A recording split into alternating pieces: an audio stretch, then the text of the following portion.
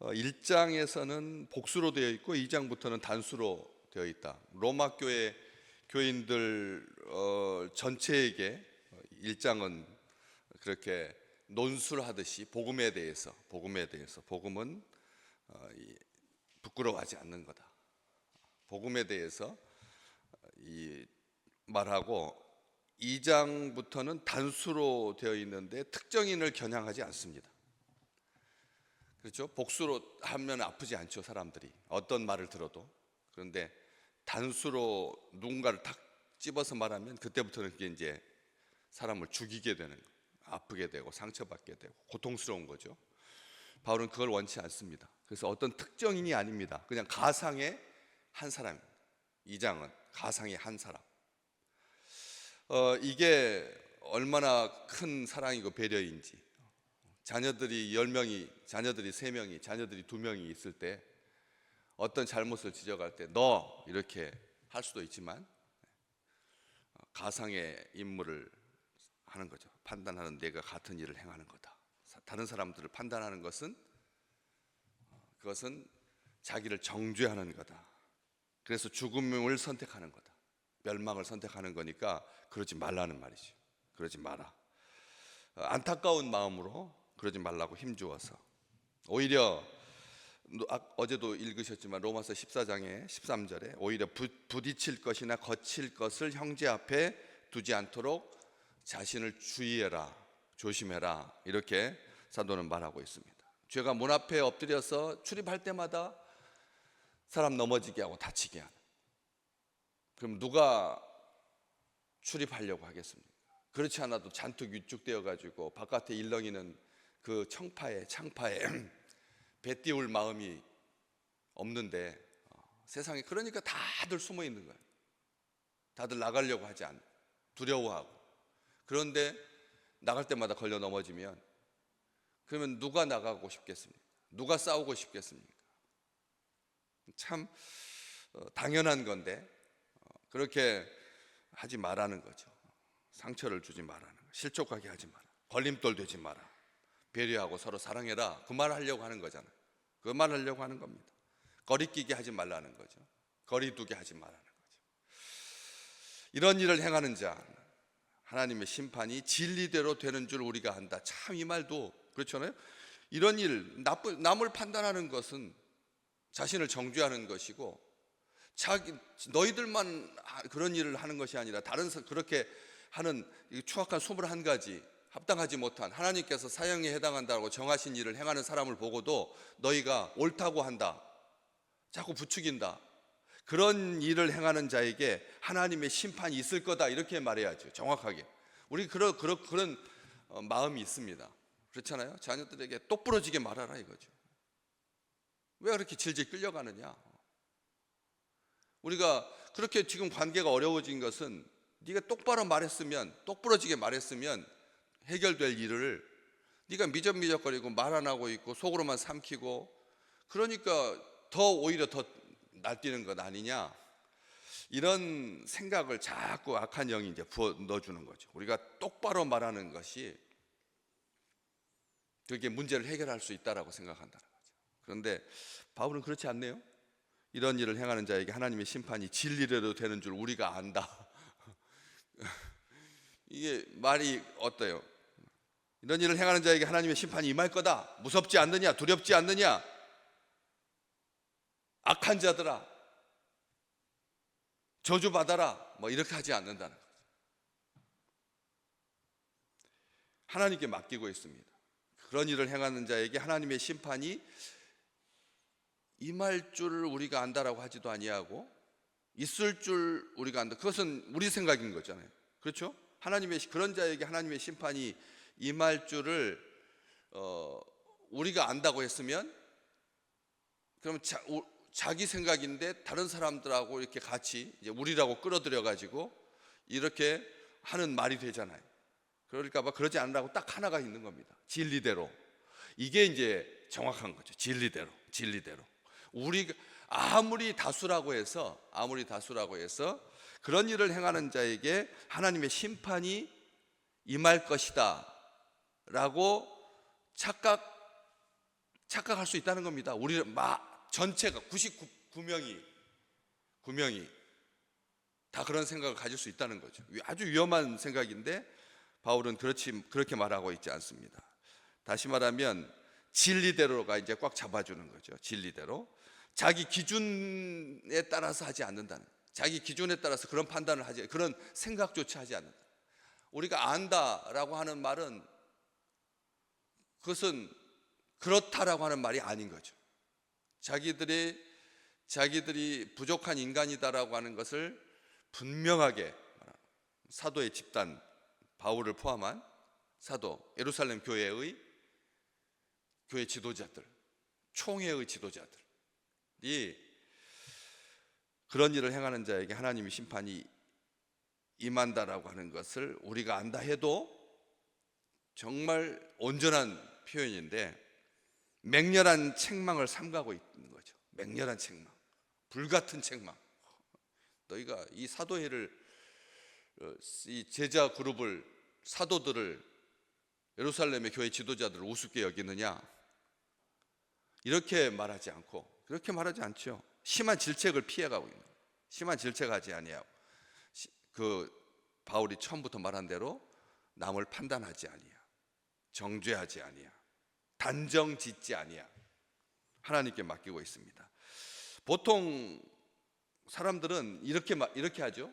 자기 기준에 따라서 자신은 정당화하는, 자기 기준으로 자기 자신을 정당화하는 거. 자기가 옳은 거예요. 자기가 의로운 거예요. 자기 기준이에요. 자기를 정당화하는 거죠. 자기 기준으로. 그 대신 다른 사람에게는 어떻게 해요? 철저한 잣대를 드려요. 철저한 잣대. 오히려 그게 더 얄미운 거죠. 사실은 자기 자신은 한없이 관대하고. 그러니까 지금 막 여당 야당 막 하잖아요. 대통령 특활비, 대통령 그 비용을 왜 전 대통령한테 들이대 가지고 다 삭감시켜 놓고 이제 새 대통령이 돼 가지고 자기가 활동하려고 대통령 활동비 다시 올려놓으니까, 그러니까 막 그렇잖아요.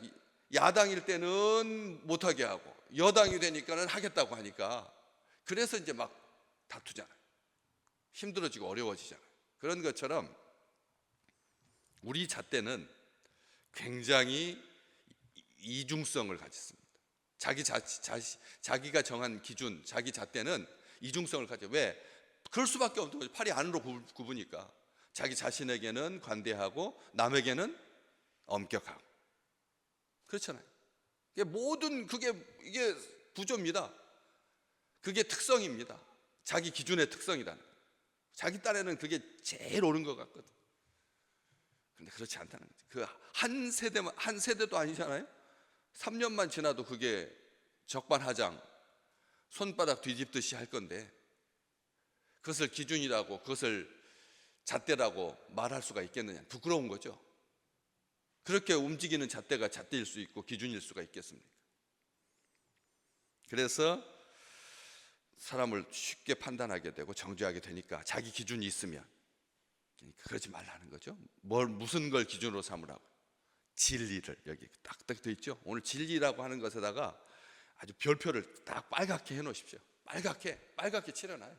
다른 데다가 여호와는 나의 목자 이렇게 거기에다가 빨간 줄 치지 말고요. 나가도 복을 받고 들어와도 복을 받고에 빨간 줄 치지 말고, 시작은 미약하였으나 나중은 창대하리라, 거기에다가 빨간 줄 하지 아니하고 진리대로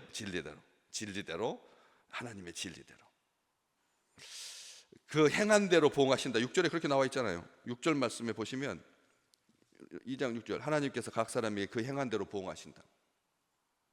하나님은 행한 대로. 11절 말씀 같이 읽어보실래요? 하나님께서 외모로 사람을 취하지 않으신다. 하나님은 마음대로 하지 않으신다는 거예요. 하나님의 기준이면 정확하잖아요. 그렇잖아요. 진리는 하나님의 기준이잖아요. 하나님의 기준인데 그 진리가 행한 대로 보응하지 자기 자신에게는 관대하고 남에게는 엄격하지 않다. 진리가 외모로 사람을 취하지 않는다는 거예요. 돈이 있어 보이는 사람한테는 가볍게 해주고, 대통령 부인이니까 아무 말도 못했었죠. 그렇잖아요. 옆에서 막 하긴 했지만 뭐 주가 조작했느니 뭐 명품 뭐 받았느니 뇌물 받았느니 막 하다가 아무 못 하고 이제 정권이 딱 바뀌니까 이제 기회다 싶어가지고 그냥 무리하게 막 수사 밀어붙이니까 사람이 자살하고 그런 일이 발생했잖아요. 우리가 우리의 기준이라고 하는 게 이게 국법이라는 게 법이라고 하는 것이 권력 앞에 얼마나 부끄러운지요. 권력 앞에 세상 법은 고개를 숙인다니까요. 권력 앞에 세상 법이 고개를 숙이죠. 우리가 다 보고 있잖아요. 그런데 하나님은 그렇지 않으신다는 거죠. 약한 자를 능멸하지 아니하고. 16절 보실래요? 다음 장에 돼 있잖아요. 16절. 사람의 은밀한 것을 하나님께서 심판하신다. 그렇게 돼 있잖아요. 하나님께서 은밀한 것을 심판하죠. 보이지 않는 것, 감추인 것을 하나님께서, 이게 진리입니다. 이게 진리라는 거죠. 예외도 차별도 없으시다는 거죠. 그러니까 7절에 참고 선을 행하여 영광과 존귀와 썩지 아니할 것을 구해라.